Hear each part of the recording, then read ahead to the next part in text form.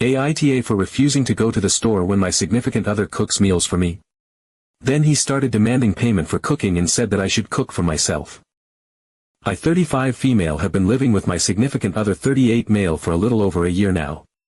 We moved in together after dating for a while, and the arrangement seemed to make sense at the time. We live in a home with his mother and our daughter, who is 13. In many ways, our household functions pretty smoothly. We each have roles we fill, and for the most part, we've found a routine. But there's one recurring issue that is starting to feel less like a quirky disagreement and more like something deeper, and more hurtful. My partner has always been particular about food. He loves to cook, and honestly, he's pretty good at it. He has specific stores he likes to shop at, brands he's loyal to, and certain methods he uses while preparing food. So early on in our relationship, it became clear that he would be the primary cook in the house. I didn't mind this at all. He enjoys it, he's picky about it, and I figured, well, if someone is that passionate about food, let them take the reins. I cook on occasion and contribute when we order out. I also give him money toward bills, always a bit extra so that he can apply it to groceries or kitchen stuff. I've always considered that a fair contribution. What I do consistently, however, is clean the kitchen. Every night. Every single time he cooks, I am the one wiping counters, scrubbing pans, reorganizing spices and utensils, cleaning the stovetop, throwing out scraps, and putting away whatever he left behind. And he leaves behind a lot. He's one of those cooks who uses nearly every surface, every knife, every spice jar, and never cleans as he goes.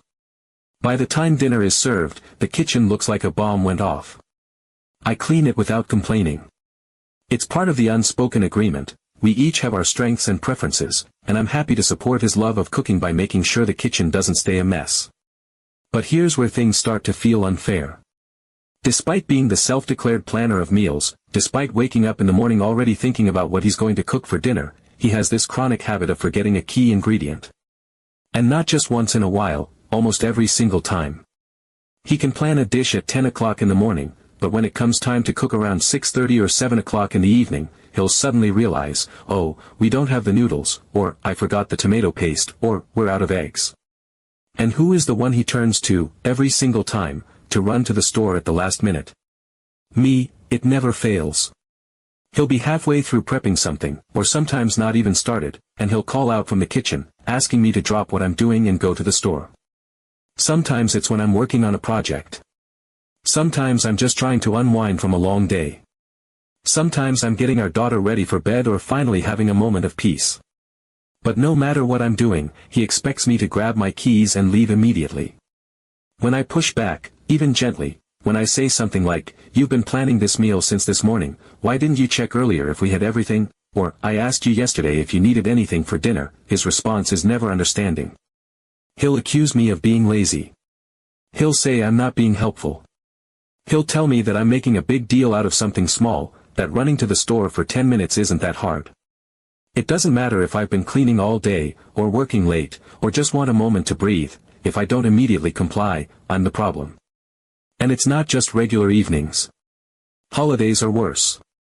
Every year, without fail, I make it a point to ask him for days in advance if he needs anything from the store. I remind him repeatedly that the stores will be closed or extremely busy the day of. I ask him to make a list. Every single time, he insists that he's got it covered. He says, "Nope, we're good," every day leading up to the holiday. And then, without fail, Thanksgiving morning, Christmas afternoon, or right before a birthday dinner, he'll suddenly realize we're missing 3 or 4 critical items. Not extras. Essentials. The kind of things you can't just skip or substitute. So guess who gets sent out, scrambling to find an open store or navigating packed aisles on a holiday, because he forgot parsley, or brown sugar, or baking powder? Me. And when I ask why he didn't mention it earlier, when I gave him every chance to plan ahead, he deflects or blames me for not double-checking the pantry myself. At first, I thought it was just forgetfulness. I even tried to help him stay on track by creating a shared grocery list, checking in with him daily, offering to do the shopping myself if he'd just tell me what we need. But now, I'm starting to feel like it's something else entirely. It's like I have to earn the right to enjoy the meal. Like if I'm not running to the store, doing the cleanup, or being available on demand, then I haven't contributed enough. And that's hurtful, because I do contribute. I do a lot for our home, for our daughter, and for him. I've told him repeatedly, all I want is for him to be thoughtful about my time. To respect that I also have things to do. That it's not fair for me to have to be on standby every night, waiting to see if he needs something last minute. That good planning isn't too much to ask. But the conversation always turns into him saying I'm just being negative or difficult, or that I'm ungrateful for his cooking. I love that he wants to feed the family. I appreciate the effort he puts into meals. But I can't shake the feeling that he's using this last-minute scramble as a way to control the dynamic, like, you want to eat? You better be ready to hustle. And maybe that sounds dramatic, but it's starting to feel personal. So now I'm asking, am I the asshole for saying no when he asks me to run out for ingredients he forgot, even though he's the one doing the cooking? Am I wrong for being frustrated with this ongoing pattern of poor planning and then blaming me when I don't drop everything to fix it? Is it unreasonable to ask for a little more consideration of my time and energy? Because I'm tired of feeling like a bad partner when all I really want is for my time and contributions to be respected. Update 1. It happened again. Last Friday, we were settling into our evening routine. It had been a long week for everyone. Our daughter, Lily, had a big project due for school, and she had been working on it all week. I had promised her that Friday evening would be our final push to get it polished, printing out her poster, organizing her index cards, reviewing her presentation. She had worked so hard, and I wanted to be there to support her and ease her anxiety. I had set aside that time intentionally. I even let Mark know earlier in the day that I would be tied up with Lily for a bit in the evening, just so he had a heads up that I wouldn't be available to do any errands. Around 6:30, I heard the familiar clatter of pots and pans in the kitchen. Mark had decided to make his famous lasagna. I say famous with some sarcasm, not because it's not good, it is, but because he talks about it like it's the centerpiece of our household identity. He acts like he's preparing a culinary masterpiece for royalty every time he makes it. There's always this air of reverence around it, like we should all feel grateful for the effort. And it's always the same routine, dramatic sighs, over-the-top commentary about how much work it is, and of course, the inevitable forgotten ingredient. Right on cue, I heard his voice echo from the kitchen, asking if I could just run out real quick. I didn't even have to ask what it was. Mozzarella. The one thing you cannot forget when you're making lasagna, and yet somehow, he had. I told him I couldn't go, I was right in the middle of helping Lily print and assemble her project board. She needed my guidance, she was asking me questions, and we were in the groove. I figured that would be enough of a reason for any reasonable person to say, all right, no worries, I'll figure it out. But instead of the usual sigh or passive-aggressive silence, things took a weirder turn. He came around the corner with that look, the one that tells me he's already decided I'm in the wrong. But this time, instead of guilt-tripping me or throwing out a sarcastic remark, he said something I wasn't prepared for. He said that if I wasn't going to help, then I would need to cover his time and the cost of the meal. He told me $50 should be fair for the trip and the lasagna. At first, I thought he was joking. Who says that to their partner? I actually laughed, waiting for the punchline. But there was no smile, no wink, no chuckle. He was dead serious. He said that since he was doing all the work and I was refusing to help, then it was only fair that I compensate him. He even added that he had to go out of his way now, so really, $50 was a bargain. I was stunned. This wasn't a request anymore. It was a transaction. Our relationship, which is supposed to be built on love and mutual respect, had been reduced to dollar amounts. This wasn't a conversation between partners. This was a charge, a penalty, a punishment disguised as fairness. He was talking to me like I was a customer who had inconvenienced him, not someone who lives with him, contributes financially, supports him, cleans up after him, and co-parents a teenager with him. I wanted to argue. I wanted to call him out right then and there and ask what the hell he thought he was doing. I wanted to remind him that I give him extra money every time I contribute toward bills to help cover groceries and meal costs. I wanted to remind him that I clean the kitchen every single night after he destroys it with his elaborate dinners. I wanted to scream that I had been planning all day to help our daughter with her project because that mattered to me. But I looked over at Lily. She was focused on cutting out some colored construction paper for her board, completely unaware of the absurd drama unfolding behind her. And I knew. I knew that if I engaged, if I made this into the argument it deserved to be, it would become a whole thing. Tension, raised voices, accusations. And Lily didn't need that. Not when she was already stressed about school. Not when she had worked so hard and needed calm, support, and presence. So instead, I pulled out my phone. I opened Venmo. And I sent him the $50. I felt sick, but I didn't want to escalate things in front of Lily, so I quietly Venmo'd him the $50. Update 2. A week later, it happened again. It was a Tuesday, and we were having one of those rare, peaceful evenings where everything in the house felt still. No arguments, no messes, no school crises. Lily was in her room FaceTiming a friend about an upcoming science fair, and I was curled up on the couch, reading a book I'd been trying to finish for months. The house was clean. The lights were low. It was quiet. I had finally found a sliver of time for myself, and I was trying to savor it. Mark was in the kitchen, which usually meant we were in for one of his dramatic performances, what I call his culinary theater. That night was taco night, one of his self-proclaimed specialties. I had heard him rummaging through the fridge earlier, muttering to himself, but I tried not to pay it much mind. I figured, as always, he had things under control, or, at least, I was determined not to be pulled into another last-minute errand. But then I heard the footsteps. He came into the living room with that unmistakable energy, the mixture of performative frustration and manufactured martyrdom that always precedes a request disguised as an ultimatum. He stood there, arms crossed, and with a tone that was more smug than frustrated, he said, "Unless you want to go grab the stuff, it's going to be $50 again. Avocados and tortillas." That was what we were missing. Not exactly obscure items, and certainly not expensive. But this was becoming a pattern. A twisted little game. I was still stunned from the first time, still trying to wrap my head around how our relationship had morphed into this transactional mess. I had hoped, in some naive part of me, that it had just been a one-time lapse in judgment. That he would feel ridiculous about it later and realize how absurd it was to charge his partner for a home-cooked meal.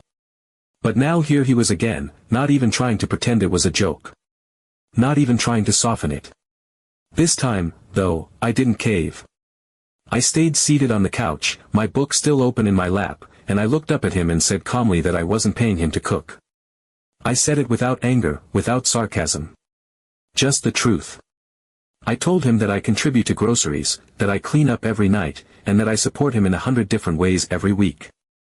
I said I wouldn't be handing over money just because he didn't feel like making a grocery list earlier in the day. He didn't shout. He didn't argue. But I could see it in his face, that irritation, that quiet, simmering contempt that's almost worse than yelling. He said I had made it clear that I didn't want to help, so he wouldn't be cooking for me anymore. And then he turned around and went back into the kitchen. I stayed on the couch. I wasn't angry. I wasn't surprised. I was just disappointed.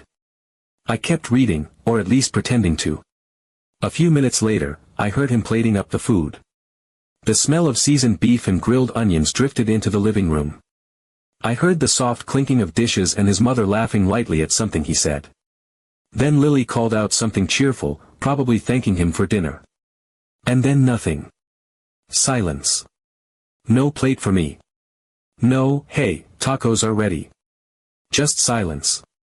When I eventually walked into the kitchen, there were no tacos left. Not a tortilla, not a crumb. Just a few greasy pans and a cutting board smeared with avocado. He had served tacos to Lily and his mother, and very deliberately left me out. Not even a token plate in the microwave, not even a gesture. Just omission. I didn't say a word. I didn't sigh or roll my eyes or try to guilt-trip him into acknowledging it. I just quietly made myself a sandwich and sat back down in the dining room, chewing slowly while they finished dinner. It wasn't about the tacos. I wasn't upset about missing a meal. I was grieving something else entirely. I was grieving the erosion of care, the slow unraveling of respect. The intimacy we used to have, the shared jokes, the mutual generosity, the unspoken rhythms of life together, had been replaced by pettiness and scorekeeping. We weren't partners anymore. We were housemates with ledgers, each transaction a test, each request a minefield. He had made it clear, if I didn't comply, I didn't eat. If I didn't run to the store, I owed him cash. Love had conditions now. Kindness had a price tag. And that crushed me in a way I didn't know how to express. I sat there, chewing my sandwich, staring at the empty table where the tacos had been, and I wasn't sad about missing tacos, I was heartbroken over how petty and conditional things had become. Update 3.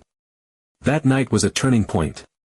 After Lily had gone to bed and the house had settled into its usual quiet hum, I sat on the edge of our bed, gathering the words I knew I needed to say. I didn't want to hold on to the hurt anymore. I didn't want another layer of resentment to form and harden inside me, waiting to surface the next time we clashed. So I asked Mark to sit down with me. He looked tired, but to his credit, he didn't push back.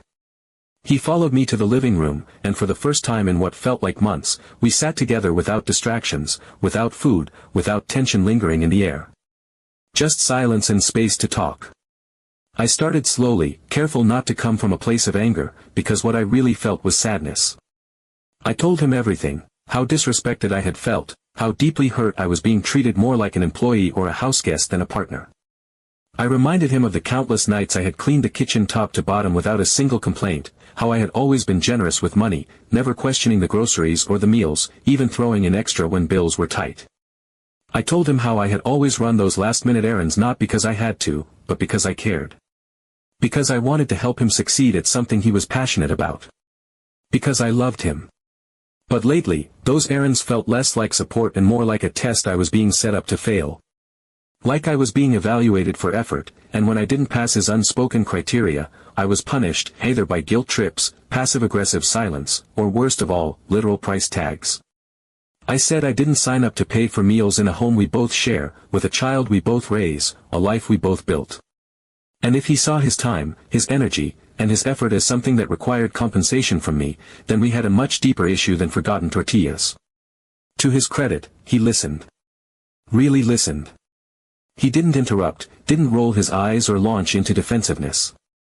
He just sat there, nodding slowly now and then, the gears clearly turning in his mind. When I finished, the silence hung heavy between us, and for a moment I wondered if he would just say something dismissive to end the conversation. But instead, he sighed and admitted that he hadn't realized how transactional and manipulative it had become. He said he thought he was making a point, that he wanted me to understand how frustrating it was when I said no to helping, how alone he felt in the process sometimes. But even he had to acknowledge that turning dinner into a business transaction wasn't the way to fix that. We talked for a long time. Probably longer than we had in months. We unpacked things that had been building under the surface, the communication breakdowns, the quiet assumptions, the emotional labor that often goes unseen. I explained how the small, invisible tasks were stacking up on my side of the equation, managing Lily's school schedules, keeping track of appointments, doing the laundry, cleaning up after every meal, trying to create calm in a household that often felt chaotic. And I told him how disheartened I felt having to justify why I deserved a plate of food in my own home. He listened to all of it. And in return, he shared some of his own frustrations. Not in a way that deflected blame, but honestly. He felt pressure to always be the one to cook, and sometimes he didn't want to ask for help because he didn't want to admit he needed it.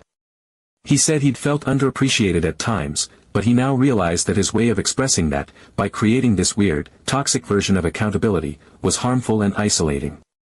It didn't bring us closer. It drove us further apart. Eventually, we reached a point where the air felt different.